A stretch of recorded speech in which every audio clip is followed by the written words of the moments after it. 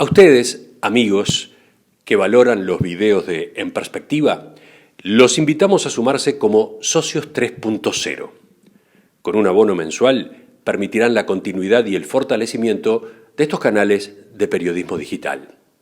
Más información en nuestro sitio enperspectiva.net/socios.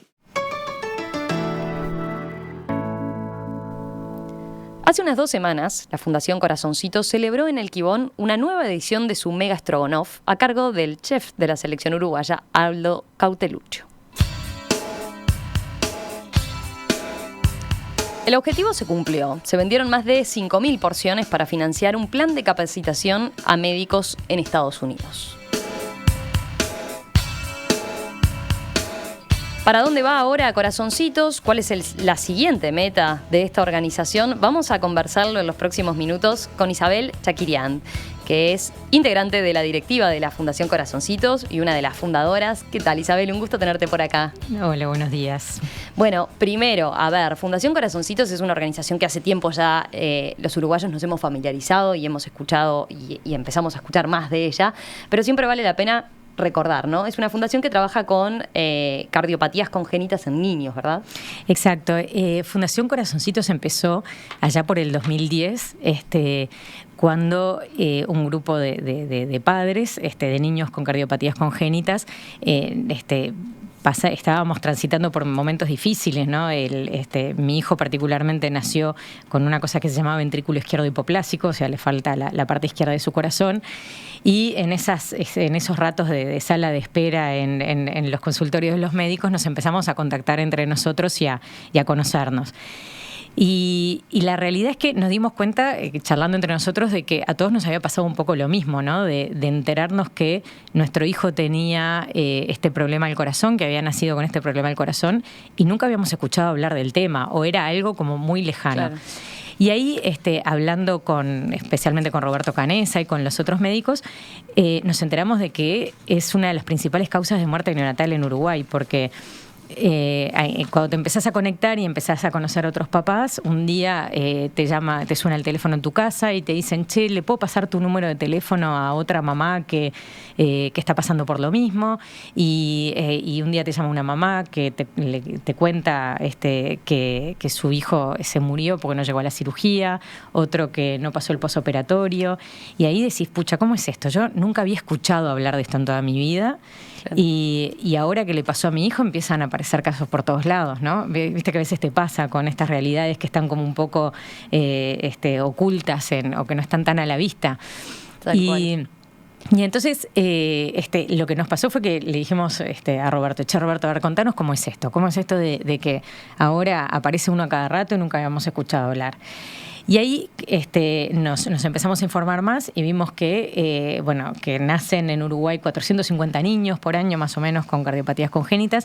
Esto es más o menos porque es 1 de cada 100 niños que nace a nivel mundial con esta malformación, que traducido a los números de acá de Uruguay son 450 niños al año.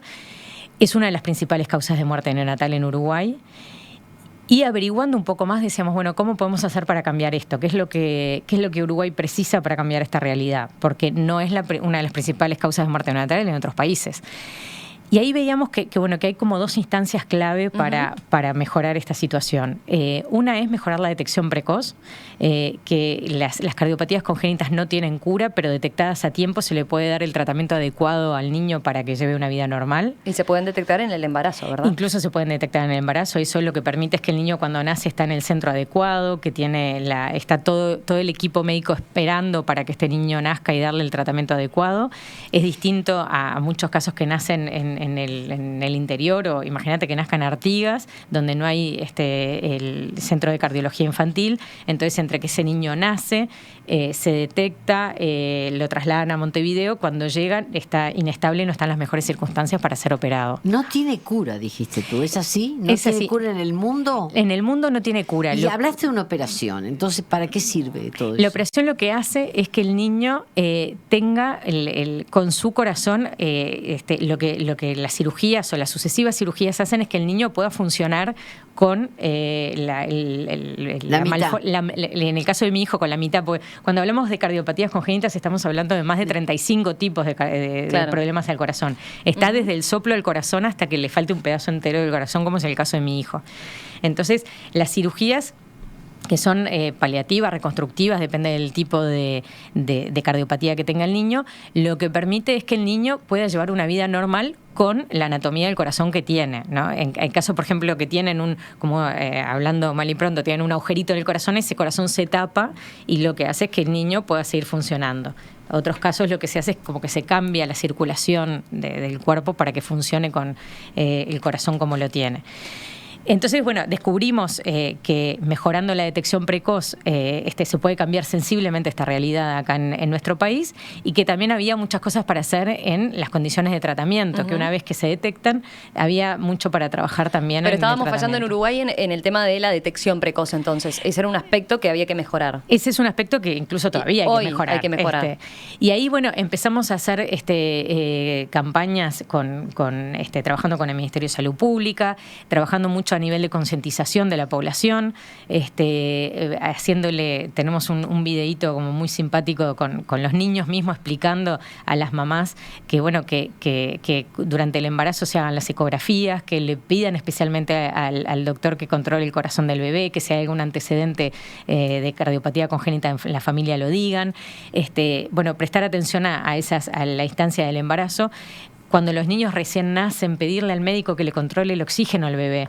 Ese es otro momento clave a través del control de oximetría de pulso. Eso sí, es una prueba sencilla que además es muy fiable en detectar este tipo de situaciones, ¿no? Exacto, que eso en el 2010 empezamos con corazoncitos a pedirle a los centros que lo hagan voluntariamente, que le empezamos a los centros incluso de salud pública a donarles los oxímetros, que son estos aparatos para poder hacer este control, que es totalmente indoloro para el bebé además. ¿Y se hace hoy? Y hoy, a partir de... primero le pedíamos... Estábamos como en paralelo, trabajando con salud pública para que fuera obligatorio, pero como hasta que saliera la obligatoriedad, no queríamos que se nos pasaran los niños. Entonces, como trabajando desde el lado de los centros hospitalarios para que lo hagan, de las maternidades para que lo hagan voluntariamente, y en febrero del 2018, sí, porque ya estamos como pasando el año, me pierdo. A principios de este año salió la obligatoriedad de parte... Un examen de rutina. Es un examen de rutina ahora que le recordamos a las mamás, por favor, antes de darse el alta, que chequeen que le hayan hecho el control de oximetría a su bebé, que esto lo que dice es qué nivel de oxígeno tiene tu bebé en la sangre. Si tiene 100%, si tiene dentro de los parámetros normales, te vas tranquila a tu casa, el bebé está bárbaro. Si da menos de lo normal, no quiere decir que tenga cardiopatía, quiere decir que hay que hacer más estudios para quedarte tranquila de qué es lo que tiene. Entonces, por eso se llama screening neonatal, porque lo que permite es separar los casos dudosos de los que no se hacen. Y le donamos a Salud Pública también, a ACE, los oxímetros para asegurarnos que en todas las maternidades haya eso equipos. Corazoncitos. Corazoncitos donó a ACE todos los oxímetros a principio de año para que en el momento que saliera la reglamentación ya estuviera todo pronto para que se pudiera empezar este control. ¿Cuántas familias están nucleadas en Corazoncitos? O sea, ¿cuántas historias han pasado por Corazoncitos? Porque ahí estás mencionando un trabajo que ustedes hacen para afuera, ¿no? Con lo que tiene que ver con las instituciones y demás, ¿no? Claro, eso que tú decís es muy importante, porque nosotros somos una fundación, lo que se llama en las organizaciones sociales, una fundación de segundo nivel. Nosotros no atendemos niños directamente, claro. Lo que hacemos es trabajar con el sistema de salud para que funcione mejor. No queremos como ocupar un lugar que no nos corresponde, porque somos papás, no somos médicos. Bien. Entonces lo que hacemos es trabajar... Todo difusión y mejorar concientización. Y ayudar a que la estructura que existe al día de hoy funcione mejor. Entonces, la cantidad de niños que pasan por Corazoncitos, nosotros decimos son los que tienen cardiopatía y los que no, porque te permite irte a tu casa con la tranquilidad de que tu hijo está bien. Y la otra instancia, aprovechando, terminando tu otra pregunta, la otra instancia que nosotros le pedimos a las mamás que controlen mucho, que puede ser que la ecografía le haya dado bien, puede ser que el control de oxígeno le dé bien, pero cuando llega a la casa, que a veces las mamás primerizas somos como un poco tímidas para estar preguntando, si ves que el niño se agita mucho al darle de mamar, si se pone moradito, si las extremidades se ponen frías, más vale pasar por pesada, consultarle al médico, sin timidez, porque cuando empiezan esos síntomas, ahí empiezan minutos muy valiosos que detectado a tiempo permite que el niño llegue estable, en caso de tener una cardiopatía, que llegue estable al tratamiento que se tenga que hacer. Entonces, a veces la mamá dice, no voy a estar molestando, porque mira, lo que se agita un poco, más vale o no querer saber. Más vale pasar por pesada, porque realmente esos minutos son muy valiosos para que el niño llegue estable. Pero tú tenés una experiencia directa, sos una madre que tuvo que pasar por ello. Entonces me pregunto, ¿en qué medida están atendidos psicológicamente aquellos padres que tienen esa experiencia en su familia?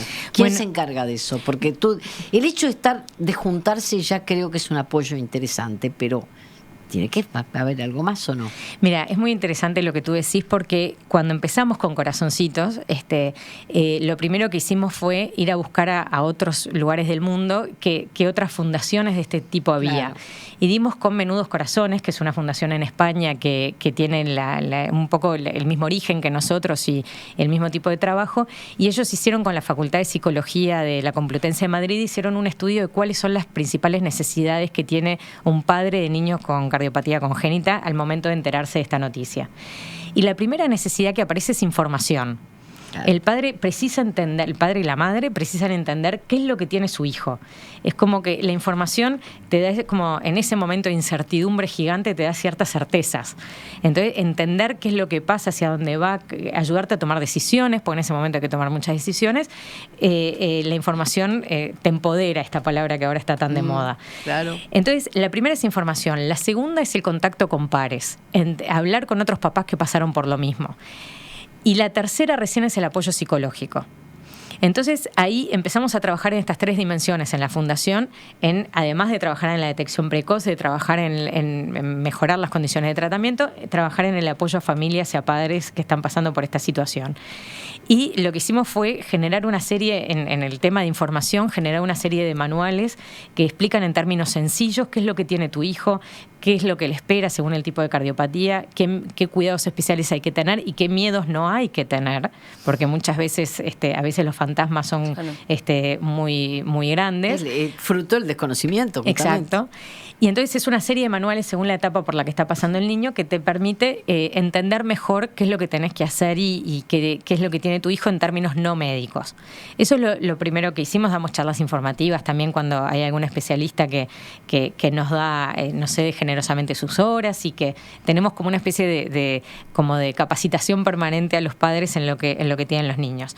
La segunda, que es el contacto con pares, generamos una red enorme de padres que se ofrecen voluntariamente a acompañar a otros papás que están pasando por lo mismo. Entonces ahí entran las típicas charlas de, y te pasó esto, y a ti te pasó lo mismo, y cómo hiciste con tal cosa, y si tenés otros hijos, cómo lo encaraste, y todo ese acompañamiento de pares que solo alguien que pasó por lo mismo que tú lo puede entender. Claro.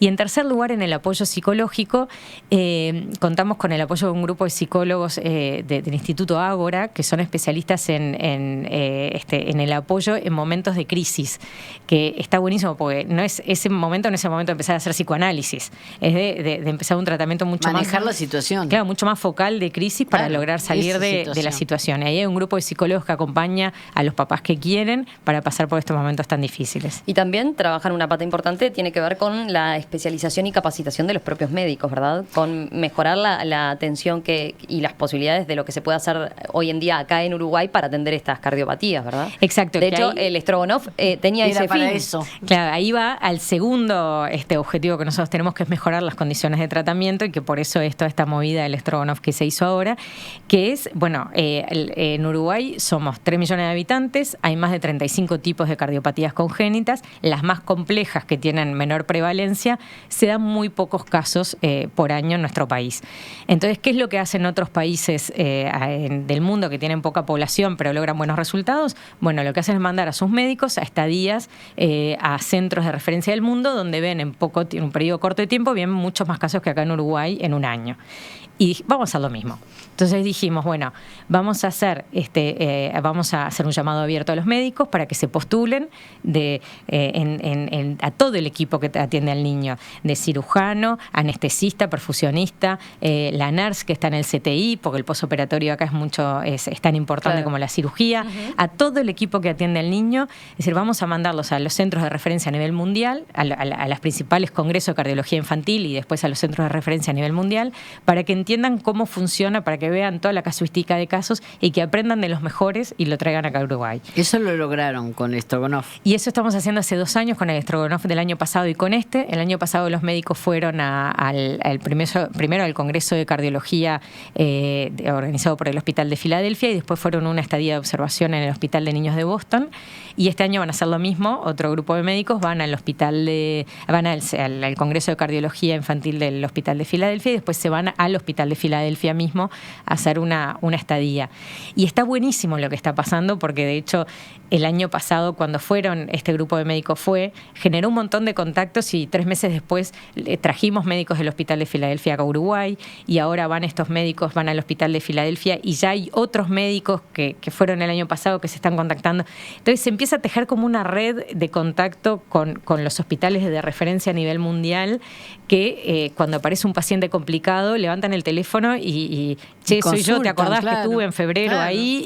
Y de consulta y se están generando ahora con el hospital policial, de hecho, unas videoconferencias para ver los casos complicados. Y bueno, se está generando como una red que nosotros, que acá te das cuenta que cómo los problemas sociales se resuelven entre todos, ¿no? Porque... Bueno, ese es un aspecto que te quería preguntar. Tú escribiste esta semana una columna en El País donde señalas eso, ¿no?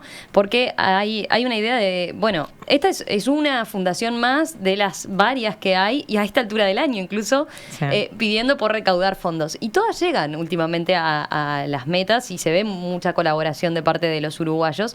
Pero hay quienes pueden entender, bueno, y esto es como una cosa que debería hacerse cargo el Estado, en realidad, ¿no? Y tú te plantás muy fuerte ahí en cómo tiene que realmente toda la sociedad uruguaya ser consciente de claro, su compromiso con este tipo de causas, ¿no? Porque el Estado uruguayo somos nosotros, decís eso, ¿no?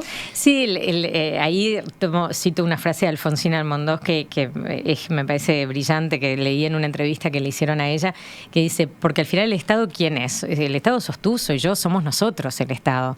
Entonces, y el Estado, o el gobierno de turno, lo que hace es recoger las preocupaciones sociales que tiene la población. Entonces, a veces le pedimos al Estado que nos resuelva la vida cuando nosotros ni siquiera levantamos la mano a decirle al Estado, resuélveme tal cosa. Entonces, ahí va una visión si el Estado es como un gran hermano que nos tiene que solucionar todo, o nosotros asumir la responsabilidad de pedirle al Estado que nos ayude. Y bueno, el Strogonoff pasó y se logró un objetivo, pero la campaña tiene que seguir en pie, porque supongo que objetivos deben seguir teniendo y plata deben seguir necesitando. Entonces, ¿cómo hacemos para colaborar?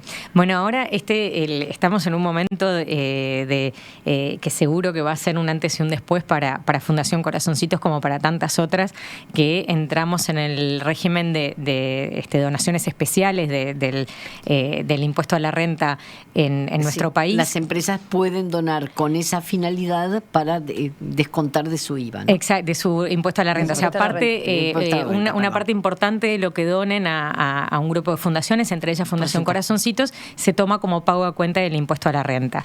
Esto es ahora, esta es la novedad para Fundación Corazoncitos, para otras varias, decías, pero es de este año. Esto fue una semana como de muchas alegrías, porque fue el Strogonoff fue un domingo, estábamos literalmente picando cebolla en Gibón, cuando llegó el mail oficial. Ya veníamos siguiendo como cuerpo a cuerpo cómo venía la aprobación de la rendición de cuentas en el Parlamento, pero llegó el comunicado oficial cuando estábamos de verdad literalmente picando cebolla. O sea que lloraron sin ningún problema. Lloramos sin ningún problema.